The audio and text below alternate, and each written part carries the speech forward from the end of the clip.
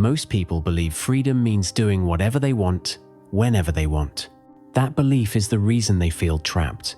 They sleep when they shouldn't. They eat what weakens them. They avoid what they know they must face. And then they wonder why their life feels small. The Stoics understood something modern society has forgotten. Discipline is not restriction. Discipline is liberation. Today, I want to explain why comfort enslaves you and why disciplined men are the only ones who are truly free.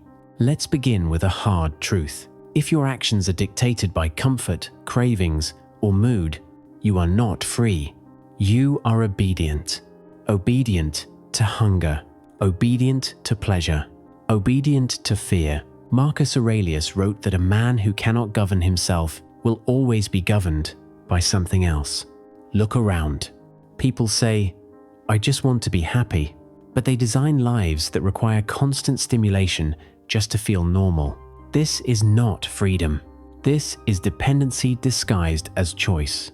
Comfort feels good in the moment, but it quietly steals your authority. Comfort is seductive because it never announces its cost up front. It whispers, "Rest today.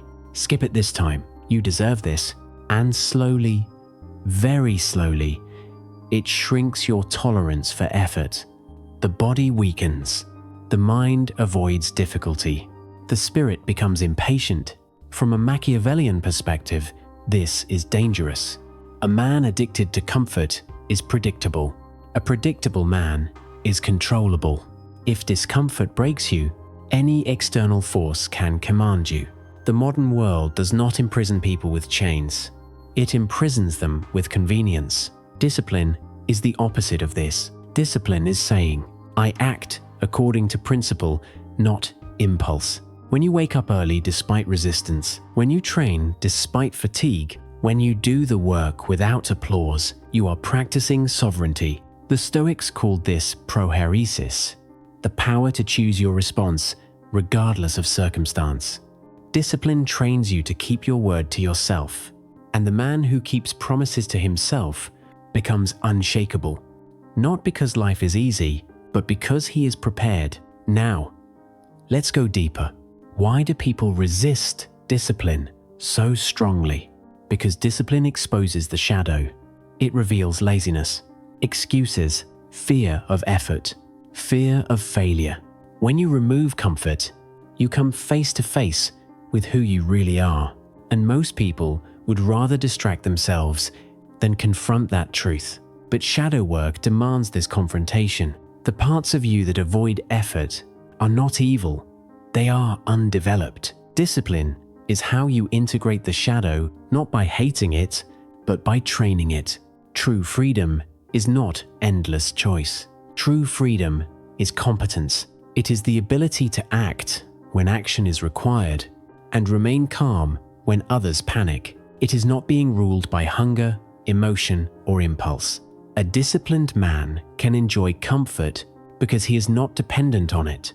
An undisciplined man cannot enjoy discipline because it exposes his weakness. That is the difference. So ask yourself this: are you designing a life that feels good today, or one that will still stand when life becomes difficult?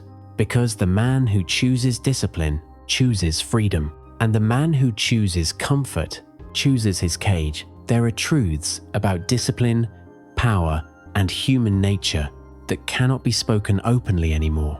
Not because they are false, but because they work. Certain knowledge doesn't survive algorithms. It doesn't survive mass comfort, and it certainly doesn't survive being given away without cost. What I share here is only the surface. The deeper principles, the ones that reshape how you move through the world, are reserved for those who actively seek them. If you're ready to step beyond surface-level philosophy and into real inner authority, you'll find the rest inside the BBM community here on YouTube. This is not for everyone, and it's not meant to be. Choose accordingly.